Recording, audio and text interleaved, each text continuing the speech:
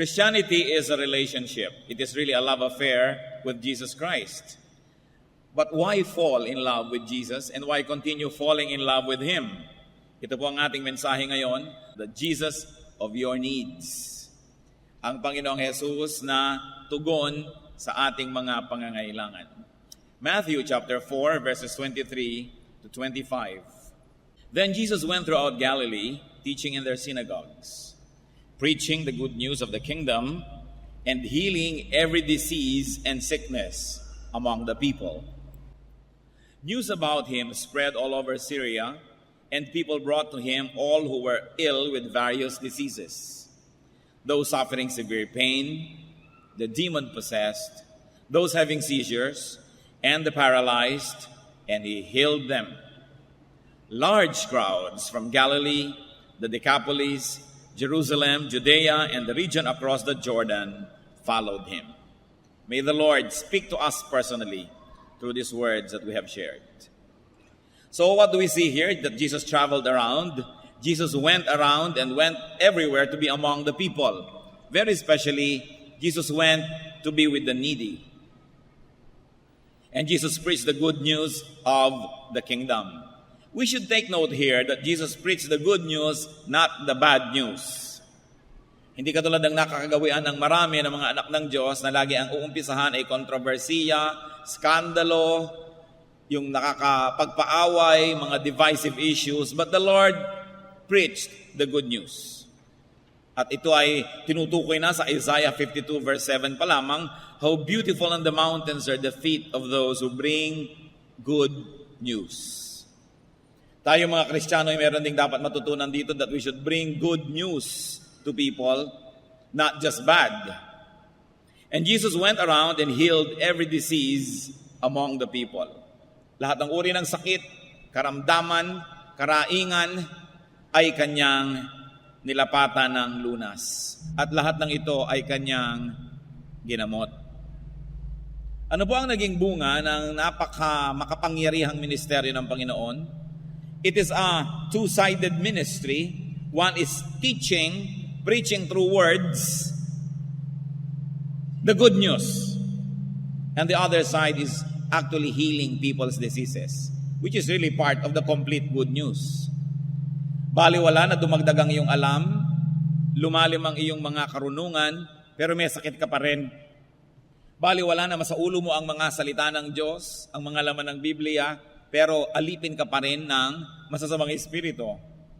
At dahil dyan, that the Lord ministered both to the mind and the body, both to the body and the soul. News about Him, especially news about His ability and availability, spread. Mabilis na kumalat ang balita. Ang binabasa pa lang po natin ay Matthew chapter 4. So hindi pa masyadong mahaba ang nagiging public exposure ng Panginoon, pero napakabilis kumalat ang balita tungkol sa Kanya because He had two qualities that people needed and even us, people now need today. His ability and availability. Kaya niyang magpagaling at gusto niyang magpagaling at naroon siya at nagpapagaling. Kaya niyang magpalayas ng masasamang espiritu sa mga inaalihan nito at gusto niya magpalayas at naroon siya at nagpapalayas nga ng masasamang espiritu. So what happened? People were brought to Him. Ganon na lang ang lalim ng pangangailangan ng mga tao na napakabilis kumalat sa panahon na wala pang telepono, walang text, walang cellphone, walang fax, walang telegrama, kumalat ng napakabilis ang balita. Sapagkat ang mga tao ay uhaw na uhaw sa ganitong uri ng pag-ibig. Pag-ibig na nagpapagaling at nagpapalaya. But we must never forget that His initiative to connect with the people was only reciprocated by the people. Dahil inuna niya at siya ang naunang lumapit sa mga tao at nagpagaling at nagturo, nangyari ngayon na kumalat ang balita, ang ibang mga tao ngayon ay sila na ang lumalapit sa Panginoon. Dahil ang nauna na lumapit ay ang Panginoon. And what were the added types of burdens here and difficulties and illnesses? Severe pain. Isa po sa aking, malapit sa aking puso na ministry is to manage pain. Lalong-lalo yung mga cancer patients. Yung sinasabi nilang talagang hindi na pwedeng dugtungan pa ang buhay dito sa lupa. At pagkatapos ay sobrang hirap ang dinadanas bago sumakabilang buhay. Ito po isang ministry na gusto kong magawa natin ng paraan to be able to manage pain of people, that if their physical death cannot be avoided and cannot be delayed, at least to minimize their pain. At kung kayo po ay nagkaroon na ng mga kamag-anak, mahal sa buhay, na nakaranas ng ganitong uri ng mga kasakitan, alam niyong ibig kong sabihin. People with severe pain were brought to the Lord, and the Lord healed them. You have no control over severe pain. And then people with demonic possession, tinitirhan ng masasamang espiritu ang kanilang lupang katawan, you have no control over these spirits. You needed somebody that had greater power than those spirits. And those people were brought to the Lord. Once more, people have no control of themselves and their lives. And they were set free by Jesus. Then those who had seizures, yung mga biglang nalang kikisay, biglang bubula ang bibig, biglang manginginig at biglang tumutumba, wala kang control dyan, hindi mo alam kung kailan darating. You needed somebody who controlled higher powers to be able to put that under control. And they were healed by the Lord. At siguro yung pinakamalala na dito na talagang walang control sa sarili, yung mga paralyzed. Mga paralitiko na ni ang sarili, hindi maitayo, hindi maigalaw ang sariling kamay, hindi maangat ang sariling paa. Wala talagang kakontrol-kontrol. And they were brought to the Lord, and the Lord healed them. Sino tayo sa mga pinag-uusapang ito, mga kapatid? Sino ang mga mahal natin sa buhay dito? Yung may mga severe pain, and we're talking about all kinds of pain now, not only physical. Emotional pain, spiritual pain, ang Panginoong Hesus pa rin ang sagot dyan. Humahanap tayo ng kalutasan sa mga alak, mga drugs, mga paglilibang, pagpapasarap. Subalit ang sarap ng katawan, maaari ngang makamit. Subalit ilang saglit lamang, ito ay naglalaho. Parang air conditioning, na pag pinatay mo ng air conditioner, biglang iinit na uli. Parang pagpapaypay nyo, kaya kayo pa ulit-ulit. Pagkatapos sa isang paypay, may hangin, pero wala na uli. Kailangan mong ulitin na naman at ulitin at ulitin. Kasi sandali lang ang sarap. Ganon din, ang sarap na panandali ang hinahanap ng tao para malutas ang kanyang mga suliranin. Pero merong sagot dyan na permanente, hindi nagbabago, at walang bayad. Ito ang pag-ibig ng Panginoon. Na kung papayagan natin na maging lunas ng ating makaramdaman, ay walang salang magiging mabuti para sa atin. Sino tayo dyan? Yung may mga problema ng demonic possession? Maring literally we are possessed, or our loved ones, or symbolically we are possessed. Hindi mo makayang bitawan ng isang bisyo, hindi mo matalikuran ng isang kasalanan. Nasasabi mo yung mga pinagsisisihan mo at ayaw mo namang sabihin. Nagagawa mo yung ayaw mo talagang gawin, pero ba't yun ang laging nagagawa? Para ka na rin possessed. Maaring tayo yung nagkakaroon ng seizures. 90% of the time, you are in control of yourself, pero biglang dumarating yung mga panahon na wala kang kakontrol-kontrol. Para ka na rin dinapuan ng seizure. And then there may be, among us, people who are really paralyzed. Those who are spiritually and emotionally paralyzed. Halos patayin ka na nang bumubugbog sa'yo at nagpapahirap sa'yo, pero wala kang magawa na lumayo man lang at ipagtanggol lang yung sarili, para kang paralyzed. Because you're emotionally paralyzed. At marami po mga battered women, ganon. Talagang nanganganib na ang buhay, halos pinapatay na, pero wala man lang magawang hakbang, parang paralyzed. Hindi alam ang iisipin o gagawin. Na mayroon tayong mga problema sa ating mga anak, sa ating mga mahal sa buhay, wala tayong magawa para tayong mga paralyzed. Ganyan din ang mga dinala sa Panginoon. And the good news is, lahat po sila napagaling ng Panginoon. Ano man ang ating dinaramdam, ano man ang ating mga sakit at ng mga mahal natin sa buhay, si Jesus pa rin ang dapat nating lapitan. At hindi naman mahirap sapagkat siya na una ang lumapit, siya na. Napakabuti ng Panginoon. Bagay na pinupuri. Kaya minsan ang Panginoon ay naglalakbay at sa pagpunta niya sa ibabaw ng isang burol, nakita niya yung Jerusalem na nasa ibabaw ng isang mas mataas na burol at siya'y napaiyak. Sapagkat sabi niya, kawawa ang mga tao, sila'y ligaw. Napakarami nilang dinadalang karamdaman, hindi nila alam kung kaninong doktor dadalhin.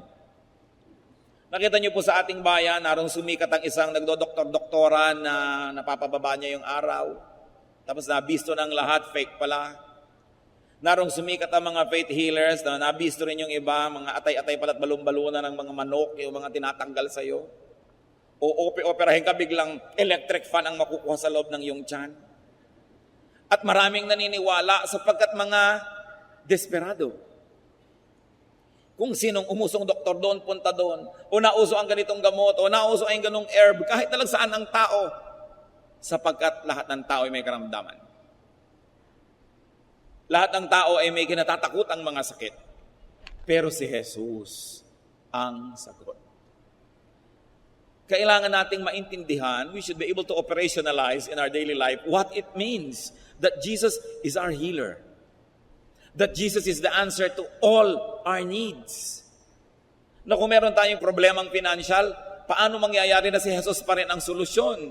Kasi yung iba sasabihin nila, ang taong nagigipit sa patali may kakapit. So gagawa ng mga ibang paraan para malutas ang problema. Definitely mga paraan na hindi maka-Diyos. Definitely mga paraan na hindi turo ng Diyos. So anong nangyayari? Sinasabi natin, hindi solusyon si Jesus sa problema kung ito. Kailangan si Satanas ang solusyon dito. Kailangan gumawa ako ng mali para masolve to. Kasi kung tama lang, hindi pwede.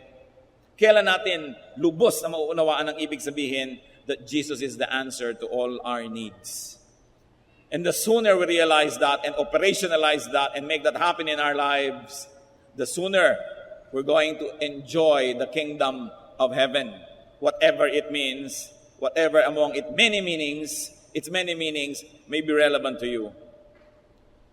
So we should take note that the Lord's patients were bothered or controlled by forces beyond their power. Tulad din ang marami sa atin ngayon. They needed power beyond that of their tormentor. Kailangan higit sa nagpapahirap sa kanila ang kapangyarihan ng lulutas. Philippians 2:9-10, God gave Him, meaning the Lord Jesus Christ, the name that is above every name. That at the name of Jesus every knee should bow in heaven and on earth and under the earth. Salamat, pati ang mga tuhod ng mga masasamang espiritu luluhod sa pangalan ng Panginoong Jesus. That this is a name that is above all names. That the name Jesus is above the name headache. That it is above the name cancer. That it is above the name illnesses, sickness. It is above gallstones. It is above insanity. It is above loneliness, depression. That the name of Jesus is the name above every name. Salamat ganon.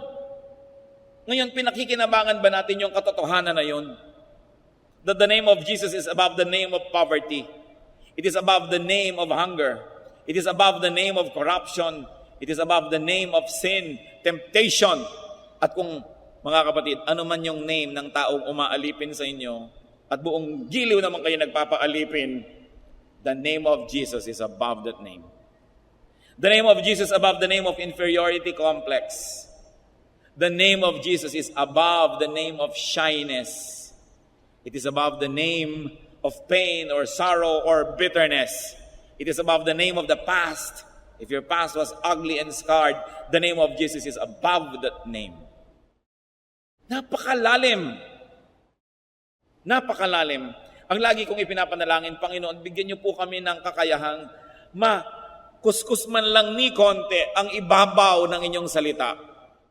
Sapagkat kuminsan nandun lang tayo at hindi nakakapasok sa lalim nito, kaya nababaliwala ang dapat sana'y napakaraming kapangyarihan na available sa mga anak ng Diyos. Mga Kristiyanong may mga takot sa dilim, mga takot sa multo, sa mga kaluluwa at kung ano-ano pa.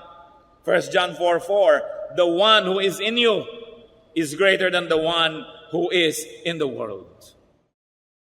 Bakit ka matatakot kung ang pangalan ng iyong Panginoon ay mas mataas sa anumang pangalan? At ang ranggo niya ay mas mataas sa anuman. Namnamin natin ito mga anak ng Diyos at ipamuhay.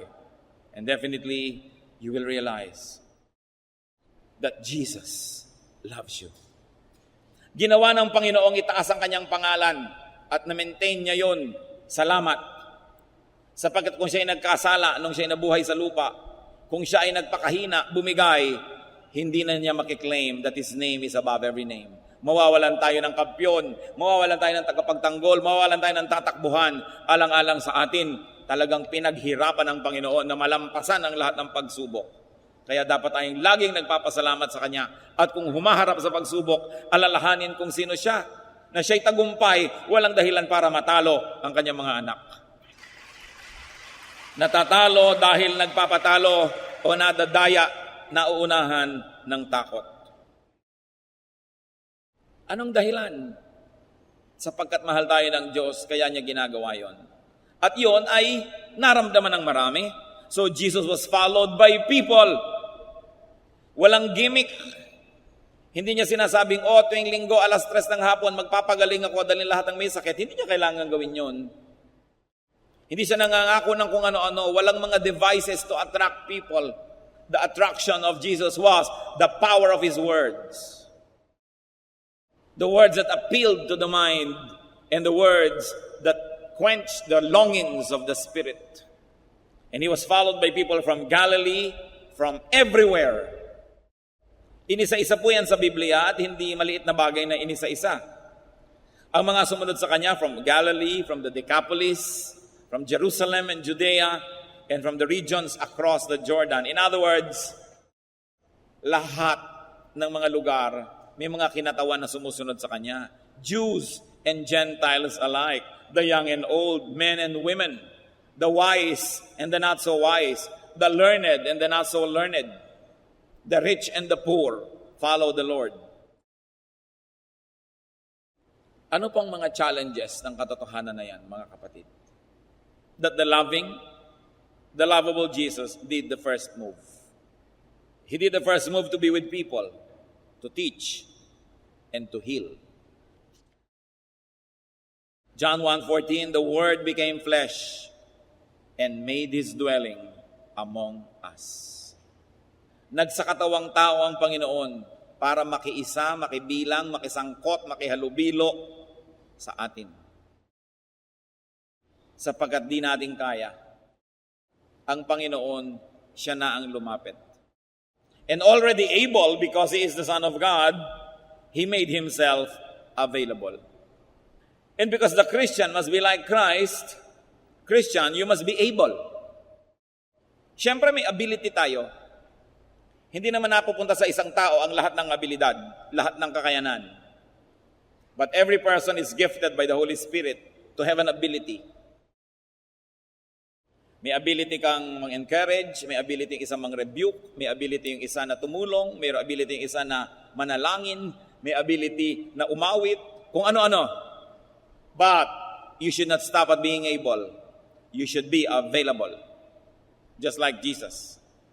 You must be available.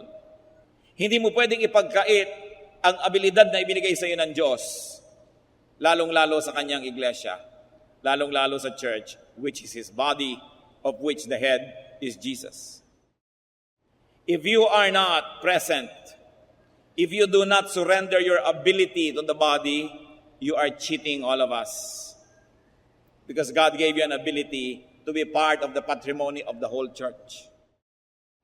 Parang ikay bawang, absent ka, paano magkakaroon ng ginisa? Ang present lang yung sibuyas at kamatis. Magsisigang sa miso, ikaw yung miso, absent ka, di hindi sinigang sa miso. Ano pang ability nyo, mga kapatid? Alam nyo yan? Available ba kayo? O yung mga ability nyo, itinitinda nyo lang sa labas. That you have a lot of skills, but you market your skills elsewhere, and your skills are not available to the church. Pinagkakaperahan, pinaghahanap buhay yung mga skills, talent na ibinigay ng Diyos, pero pinakikinabangan ba ng iglesia? Napakahalagang tanong. Kasi kung si Lord, able lamang at hindi naman available, di baliwala. Hindi siya nakatulong. Remember that as like Jesus, you should be able and available. Dapat available ka to pray for others. Kung hindi man, you're available to sing, to to lift up the feelings of people or to give glory to God. Or you should be able to teach. May talent ka, creative ka, artist ka, pinapakinabangan ba ng Diyos? O ginagamit ka lamang ng mga advertising agencies na hindi naman masama, pero may mas mabuti pang ginagawa at pwede namang sabay. The Lord was able and available. That's why He became effective. So the loving and lovable Jesus ministered to the mind, to the body, to the spirit. Kompleto.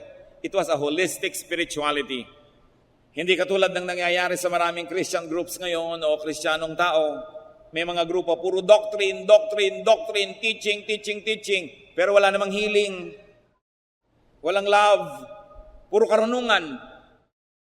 Meron naman healing, walang doctrine. Kaya kahit na may dumating na hangin, ay sabi sa akin ng Diyos, hangin lang pala yun.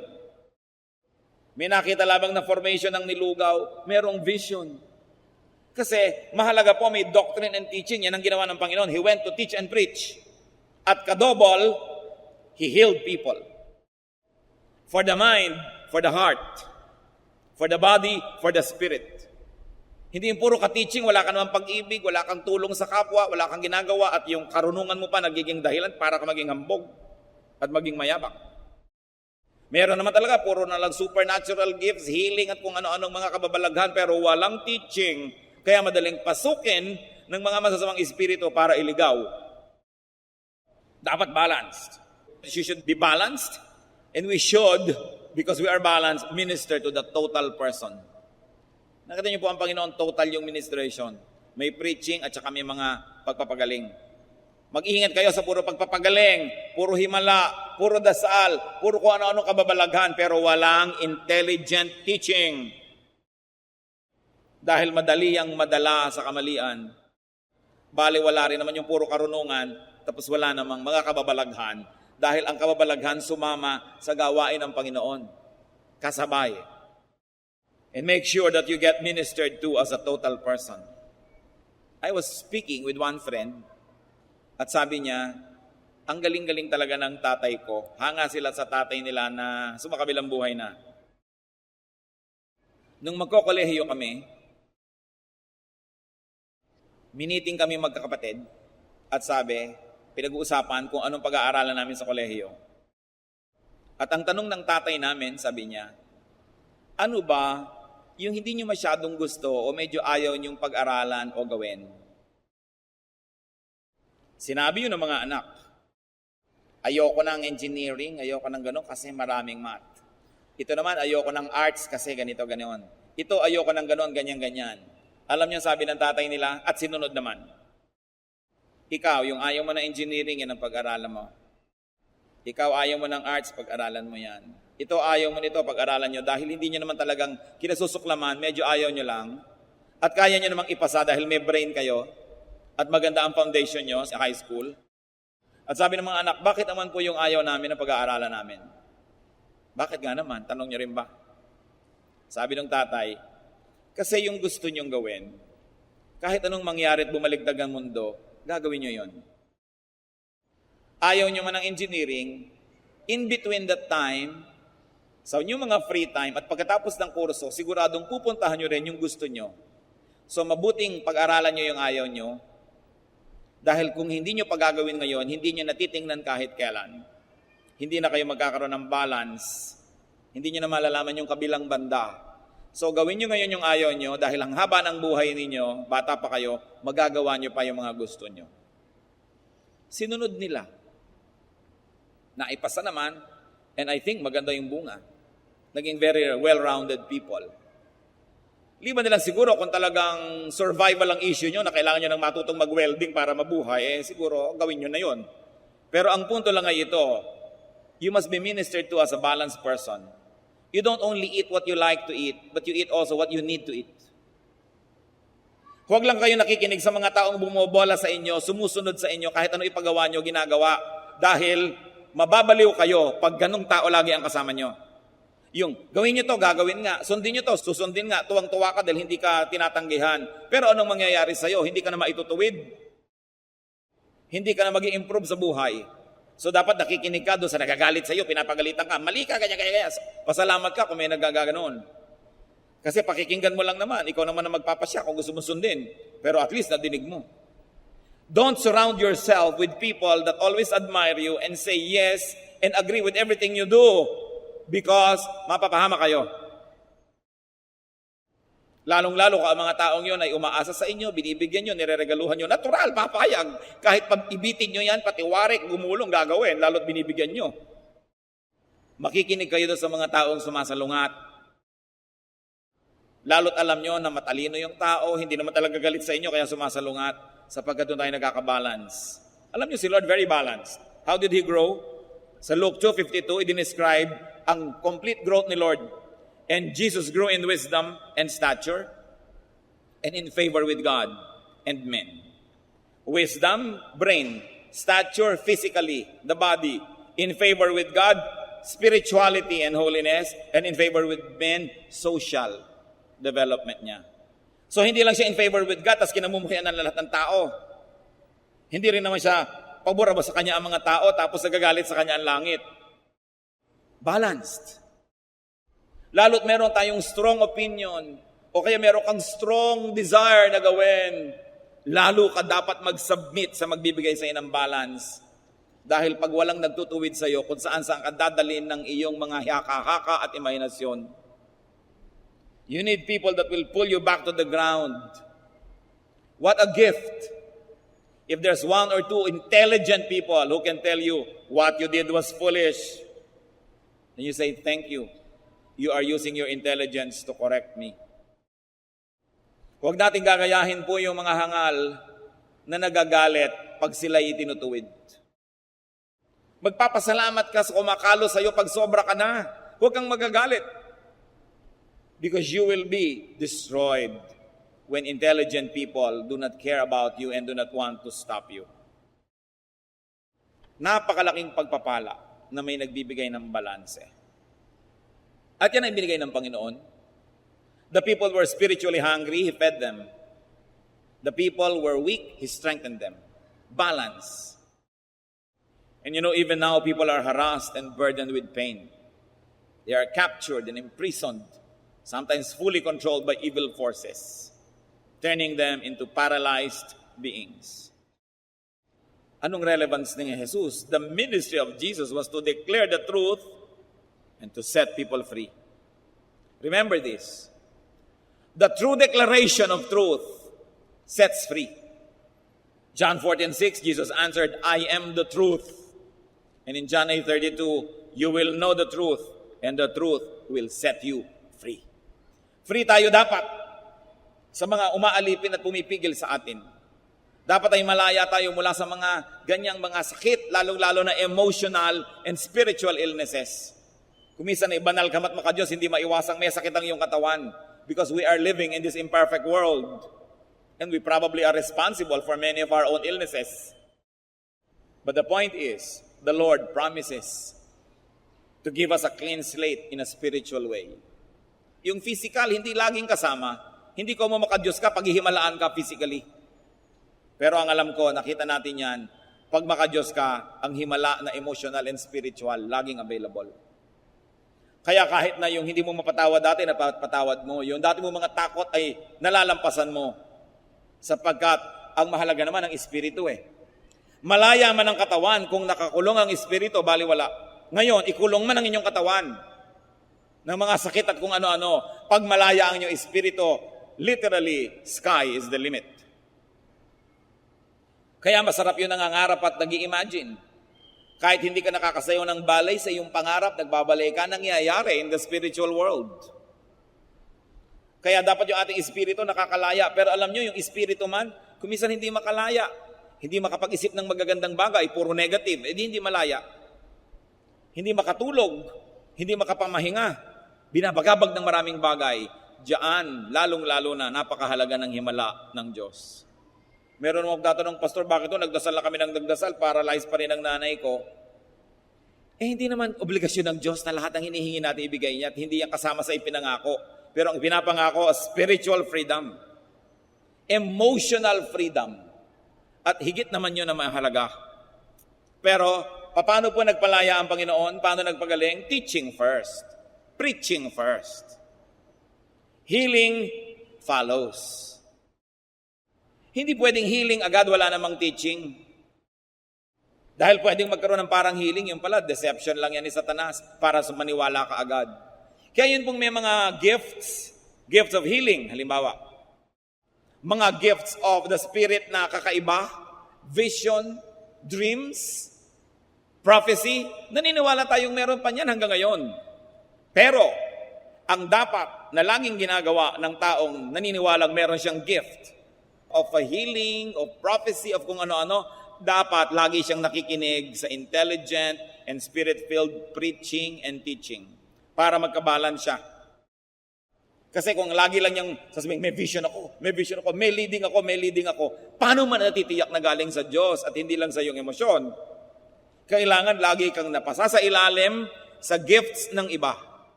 The gift of knowledge, the gift of teaching and preaching must give direction to the other gifts that are difficult to validate. Hindi tayo puro emosyon. Kaya ang sabi sa Corinthians, the spirit of prophets are subject to the prophets. Ibig sabihin, may spirit ka, meron kang kung ano-ano, dapat subject yan to other prophets, hindi lang sa'yo. Dapat may accountability ka. Sapagkat madaling malasing at mahibang, lalo't emosyonal ka. Kung madali kang umiyak, madali kang malungkot, madali kang tumawa, emosyonal ka, bantayan mo yan. Kasi maaaring yan ang pasukin ni Satanas para kadayain. At kung may gift ka man, itinulak ni Satan na maging katawa-tawa, maging kakaiba na, maging weird, wala na tuloy maniwala sa'yo. Ba't ka may gift kung walang maniniwala sa'yo? Kaya ang mahalaga, pinaniniwalaan ka, hindi ka na pagkakamalang loka-loka, o may sira, o gano'n. Dahil sino ngayon na makikinig sa'yo? Bali, wala ang gift. That's why, those who are gifted must surrender themselves to those who have the gift of knowledge and the gift of teaching. Then there will be balance. Ang mga sobra ay nakakalos, ang rough edges ay kumikinis, all for the glory of God. Kaya nga po kuminsan, marami mga churches, ang nagiging problema nila, yung mga madadasali na members, at saka yung mga mahilig sa mga kung ano-anong gifts, umaattend ng seminar dito, aattend doon, tapos dala-dala sa church, yung kung ano-anong katuruan. Dahil kung hindi nabibigyan ng kontrol yung mga yan, lumalaki kuminsan ng loob na kami ang kinakausap ng Diyos, kami ang mga prayer group, sa amin nire-reveal ang lahat. Yumayabang at nag-i-split ang church. Tell me, pag ganun ang nangyari, galing ba sa Diyos ang Espiritu na yon? Kaya dapat itinutuwid, inilalagay lahat sa lugar. Gusto ko pong bigyan ng diin, ang lahat ng may spiritual gifts, lalo fabulous gifts, must surrender to the pulpit and to the education department of the church. Because it is the knowledge that is verifiable that will validate the occurrences and events that are too difficult to validate. Dapat merong ganong control. Ngayon, if you encounter the truth, if you encounter the Lord, dapat ang kasunod, freedom. Nakita niyo si Zacchaeus, when he encountered the Lord Jesus Christ, biglang sabi niya, Lord, half of my money I'll give to the poor. Lahat ng aking mga dinaya, ibabalik ko, times 4. May natira pa kaya sa kanya? Siguro wala na. Pero bakit siya naging free? Marahil ang Diyos niya noon, pera. Kaya ngayon na si Lord na ang Diyos niya, yun ngayon ang patotoo niya na iba na ang Diyos niya, hindi na pera, bali wala na sa kanya. Pero kung hindi naman niyo pera ang Diyos, hindi ko man na-convert kayo kay Lord at naging Savior niyo siya, ipapamigay niyo na nga yung pera niyo. Kasi kung hindi naman yun ang Diyos niyo, hindi naman kailangan tanggalin. The Samaritan woman, anti-social, alas 12 na tanghali, iigib para walang makitang kapwa-tao doon sa balon. Pero nung na-encounter niya ang Panginoon, pumunta pa sa village, sabi niya, I have met somebody. Kailangang makilala niyo siya at hinakot yung mga tao sa Panginoon para maturuan. Yung babae na nag-iipon ng kung ano-ano mga pabango para sa kanyang sarili, nung nakilala niya ang Panginoon at nakalaya siya, yung pabango niyang mahal, binasag niya at binigay niya sa Panginoon. Because when you encounter the truth, the automatic result is freedom. Ito ngayon ang tanong, are you free? Alam nga naman, lagi mo nadidig yung salita ng Diyos, tapos kirida lang, di mo maiwan-iwan. Alangan naman na nakikinig ka lagi at nagba-Bible study pero bisyo lang, hindi mo matalikuran. You are not free. Kailangan, after the truth is heard, freedom follows. So kailangan tanggapin ng buong buo yung truth, submit to the truth, so that you will be free. Galatians 5:1, it is for freedom that Christ has set us free. Teaching without healing is only half the work and pointless. Talagang yung tunay na teaching, powerful and truthful, must set people free. At pag kayo po napapalaya ng inyong nadidinig, sigurado, susundan-sundan nyo kung kanino nyo man yun nadidinig. Dahil napapalaya kayo, kayong nakakaalam na tumatalab ang salita ng Diyos. At ganyan ang ginawa ng mga tao sa Panginoon. Sinundan-sundan siya kahit sa siya magpunta. Kasi nakakalaya sila pag nagbubukas siya ng bibig at nagtuturo. At hindi lang yon, gumagaling sila physically, which of course is the most dramatic but the least significant of all healings. Yung physical healing, yung nakahigang tumayo, yung pilay na naglakad, dramatic yan. Pero mababaw yan, mga kapatid. Mas malalim yung hindi physical ang healing, kundi emotional. Spiritual. Yung dating hindi niya makita ang katotohanan, nakita na. Yung dating hindi magkalakas ang loob na gawin na mabuti, ngayon ginawa na. Yun ang mas malaking himala. Kaya lang ang mga tao, mabababaw. Ang pinaka gusto natin laging nakikita, yung pangkatawan, yung pang-physical. Kaya iba tuloy, yun ang mga gimmick nila at mga trick para maraming makinig. Yung mga healing, in front of the TV, blah, blah, blah, blah, blah. Makakapagsalita na, hindi mo noon malaman kung artista ba yun o inilagay doon. You know, kailangang i-emphasize yun because most of the people are always longing for physical manifestations. Kaya dinadaya tayo ng mga espiritu, lagi may mga physical dyan, dahil ang hilig ng tao. Nawa, sa maiksing buhay natin, gumradyo tayo lahat sa spiritual level na masasabi natin, Lord, may sakit ang binti ko, pagalingin niyo po. Pero kahit hindi niyo pagalingin ito at masakit pa rin, maniniwala pa rin ako sa inyo. Dahil marami kayong pinapagaling sa akin na iba, na espiritual, na hindi nakikita ng tao, hindi madaling bilangin o sukatin, pero sa akin mas mahalaga yun. Na hindi po natin laging ina-equate yung ating spirituality at yung pag-ibig ng Diyos sa nakikita ng mata. Sabi, Lord, may sakit ang nanay ko, awagawa na ako, pagalingin niyo po, pero kahit di niyo pagalingin, naniniwala ako sa inyo. Dahil alam kong maraming paraan ng pagpapagaling ang ginagawa niyo sa amin, hindi lang ito. Huwag nating ibabase sa nakikita lang ng mata ang kapangyarihan ng Diyos. The truth is, God is spirit, and we really are spirit. Itong katawan natin na ito ay kulungan lang ng ating espiritu. Kaya pag namatay na ito, nakakalaya ang ating espiritu. Doon natin makikita ang tunay na mahalagang bagay espiritual, hindi physical.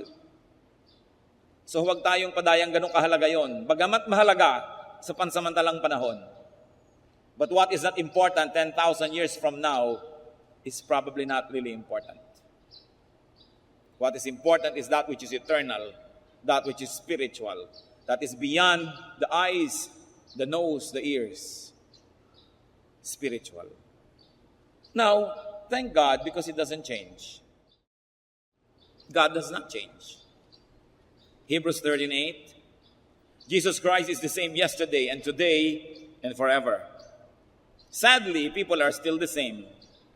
Tulad ng sa binasa natin, needy of teaching, of good news, of healing, of freedom. Christians like Christ can and should be agents of teaching and healing and freedom. Kailangan makita natin na nagagamit tayo ng Panginoon para sa kagalingan ng iba, para makapagturo, to preach the good news. Of course, as we have already established, healing can be physical, healing can be spiritual. Kung sobra kayong pinagpala, parehong pagpapala dumadating. Pero kahit wala yung physical, yung tayo pinatawad sa ating mga kasalanan, yun ang pinakamalaking healing na importante. Yun ang ticket natin to eternity, that you have been made whole through the blood of Jesus. Whether or not you are dismembered physically, whether or not you are ill physically, that your soul is going to God when you die is already the biggest healing of all. Yun pa lang, salamat na, kahit wala na ibang dagdag. Kaya hindi na tayo masyado dapat palaasa. Kinokondisyon na ng Diyos. Diyos ko, pag pinagaling mo po ako, itong gagawin ko. Ba't hindi pa ba sapat sa yung pinagalingan yung kaluluwa? Na pag bigla kang namatay dyan, pupunta ka sa presensya ng Diyos. Let us not be deceived by that which is seen by the eyes. Now, Jesus always goes to people, even now. Sabi niya sa Revelation 3:20, "Here I am, I stand at the door and knock. If anyone hears my voice and opens the door, I will come in and eat with him, and he with me." Narito ako, tumutuktok sa pintuan. Sino man ang makarinig ng aking tinig at pagbuksan ako, papasok ako at makikisalo sa kanya sa pagkain. Sa Israel po at sa mga desert cultures sa Middle East, yung makisalo ka sa hapagkainan sa isang tao ay napakabanal na gawain. That if I ate with you, it means I will die for you if needed. So hindi lang basta't merienda o kainan itong pinag-uusapan ng Panginoon. Sabi niya, kumakatok ako sa pinto, pag pinagbuksan mo ko, I will die for you. I will protect you. Pagbuksan mo lang. Pero paano pagbubuksan kung hindi nadidinig ang katok? Kaya ang sabi, if anyone hears my voice. Marami pong nakikipag-agawan sa ating tainga. There are many sounds and voices that compete for our ears. Sino bang pinapakinggan nyo? The law of impenetrability says that only one thing can occupy one place at one time. So kung may pinili na kayong ibang pakinggan at hindi yun ang Panginoon, paano nyo madidinig yung katok? Kailangan piling-pili ang pinapakinggan. At nang sa gayon, marinig natin yung oras na pumatok ang Panginoon. At willing tayo dapat siyang pagbuksan. Lumalapit siya. At kung di man siya nakikita natin nadidinig na lumalapit, edi tayo ang lumapit. Sabi sa Jeremiah 29:13, "You will seek me and find me when you seek me with all your heart." May magsasabi, "Pastor, bakit po ganun? Parang ang layo ng Diyos. Ano man ang pagsisikap ko, hindi ko siya makita." Sabi ko, ginagawa mo sinungaling ang Diyos. Sabi sa Jeremiah 29:13, "You will seek me and find me if you seek me with all your heart." Baka hindi buong puso ang paghahanap mo. Naghahanap ka pero may kondisyon. Susunod ka pero may kondisyon. Pero pag hinanap mo ng buong buo at handa kang tanggapin kung anong matagpuan mo, handa kang sundin kung anong madinig mo, sabi niya, walang duda, you will find me. So God can be found. More importantly, God finds us. Kung babalikan po natin yung kasaysayan, lahat ng uri ng tao sa lahat ng lugar, nagkita-kita sa paanan ng Panginoon at nagkaisa na kailangan nila ang Panginoon. The teachings and ministrations of Jesus actually united and up to now should unite people. Hindi dapat pinag-aawayan ang salita ng Diyos. Hindi dapat naghahati-hati ang mga anak ng Diyos. Nagkakahati-hati dahil sinusunod ang mga sariling luho, ang sariling kagustuhan, ang yabang, ang pride. But you see, when the Lord taught and when the Lord healed people, every type of person gathered around Him. Dapat hanggang ngayon ganun.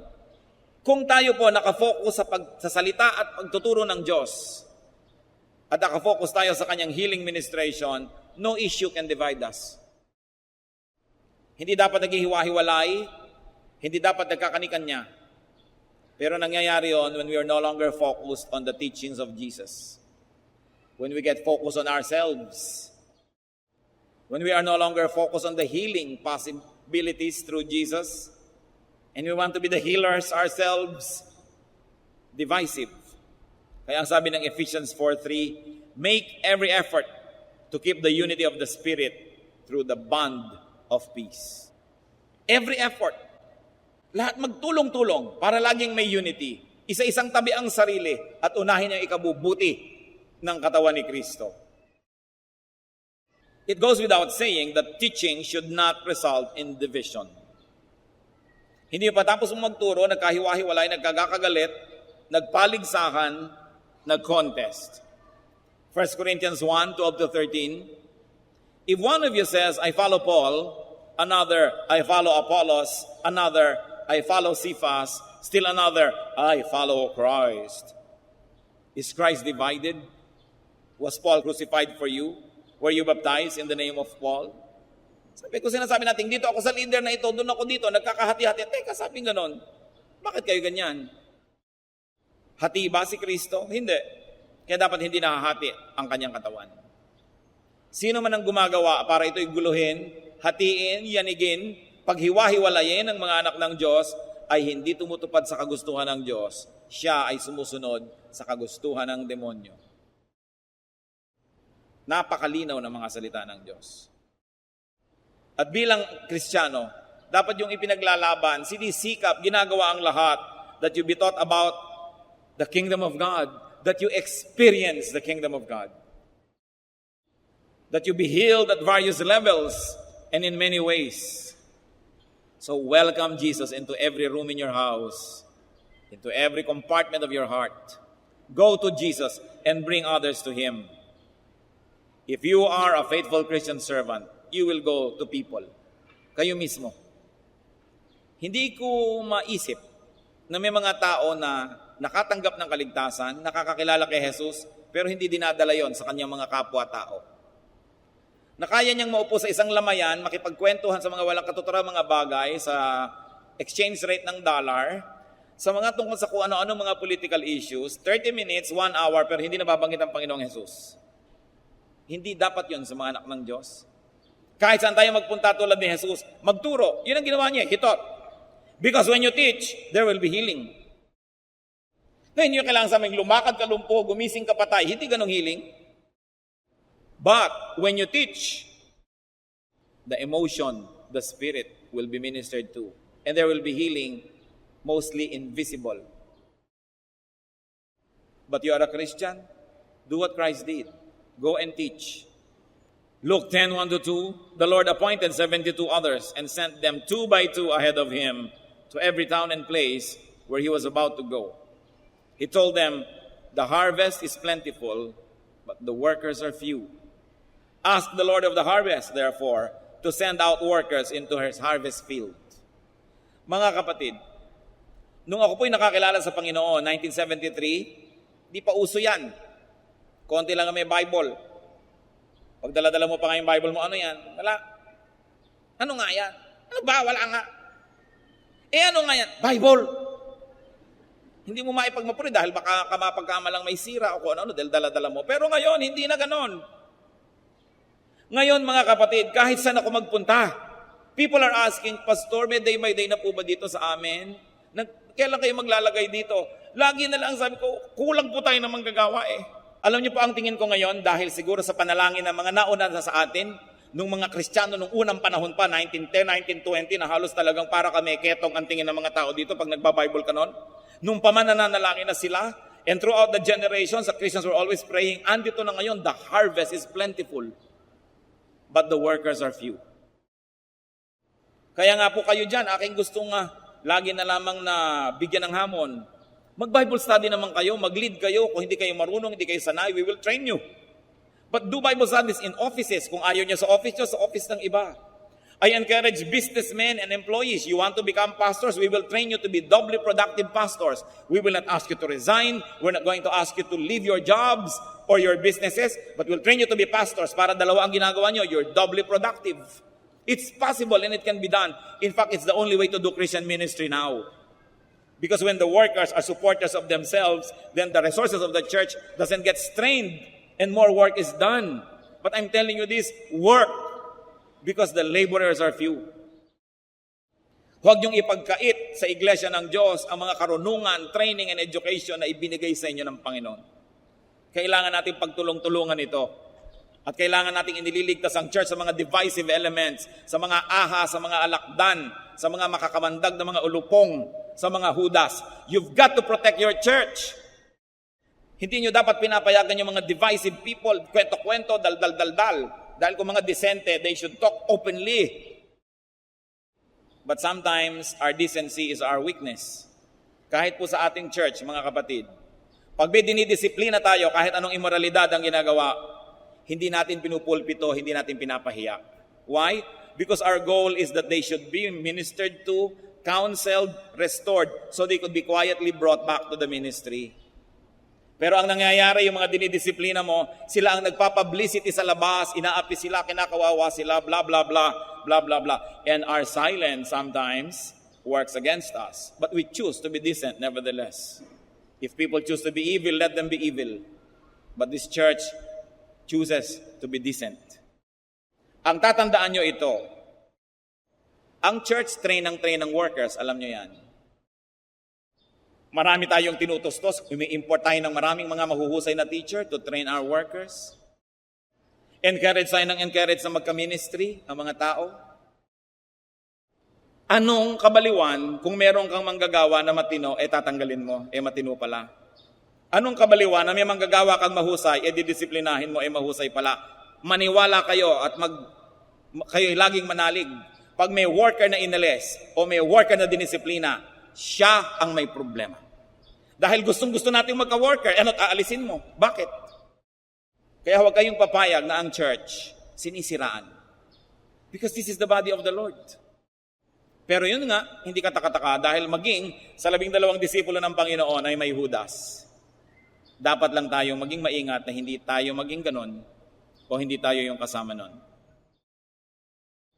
And going back to the ministry of the Lord, teaching, preaching. Mga kapatid, magturo na kayo. Kailan pa kayo magtuturo? Pag paralyzed na kayo? Pagka naghihingalo na kayo? Pag nakaburol na kayo? Kailangan kayong gumawa ng paraan. Maglingkod kayo. Ang daming mission fields for us.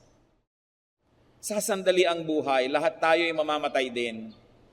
Dapat bigyan ng katuturan. Kung hindi nyo man maibigay ang 100% attention nyo sa work ni Lord, bigyan nyo naman kahit konting pagtingin. Maski kaprasong kabahagi ng ating buhay, huwag lang yung uupo dyan paglinggo and see you next week. Sayang ang mga galing nyo. Talagang naniniwala ako yung aking kutob sa lahat sa inyo, may kanya-kanyang kagalingan, pero available ba? Yung iba naman, magtutulong na nga, pero mga senyor at senyor pa, nandito na ako, nasa na ang chalk, nasa na ang blackboard. Ikaw, aba sister, pag tumulong ka sa church, bring your own blackboard. Bring your own. Buti ka hindi bring your own elevator.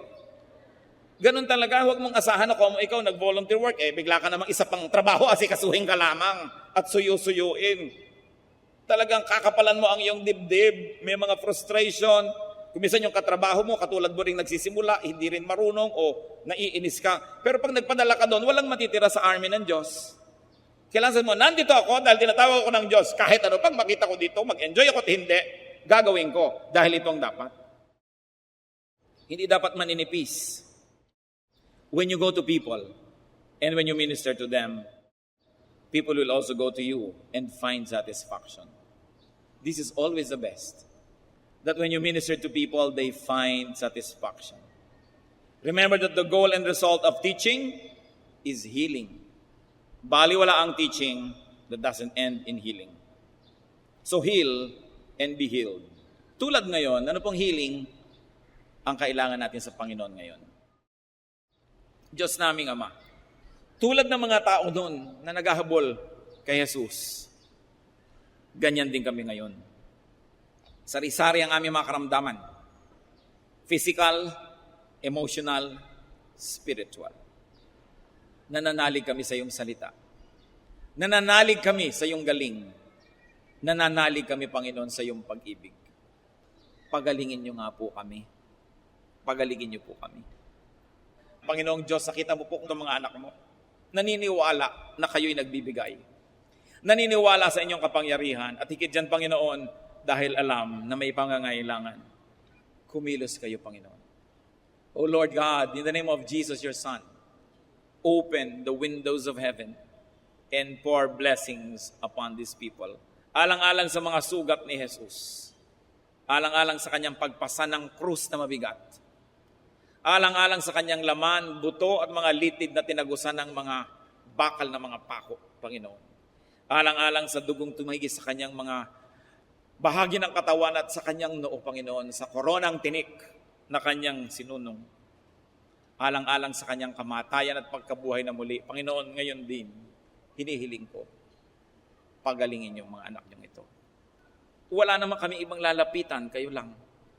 Wala kaming nais kilalaning Diyos, kayo lang. Wala kaming matatakbuhan, kayo lang. And your name, O God, is the name above every name. It is above whatever name of illness we have right now. It is above the name of the sickness that we're bringing at the feet of Jesus. Release blessings and give us eyes to see the answer to our request. Pagpalain mo, Panginoon, ang iyong mga anak. Wala kaming patago, subalit humihingi kami at nangangahas na gawin ito. Ayon sa iyong pangako, ayon sa iyong salita at ayon sa iyong pag-ibig. Mga kapatid, in the name of Jesus Christ, our Most High God, our Savior and Lord, in faith, lift up your hearts and receive what you're asked of Him. He is the same yesterday, today, and tomorrow. God doesn't change. Yung nilapitan nila noon na Jesus, siya pa rin ang Jesus ngayon. Lumapit kayo at tanggapin. Ayon sa iyong pananalig, buksan niyo ang inyong puso. Tanggapin ang pagpapalang ipinagkakaloob na sagot sa inyong hiling. Salamat po, Ama, sa iyong pagdinig. Naniniwala kami, Panginoon, kumilos kayo. Kumilos kayo sa aming kalagitnaan. Walang duda na dumidinig kayo ng mga panalangin. At hindi kayo nagbabago.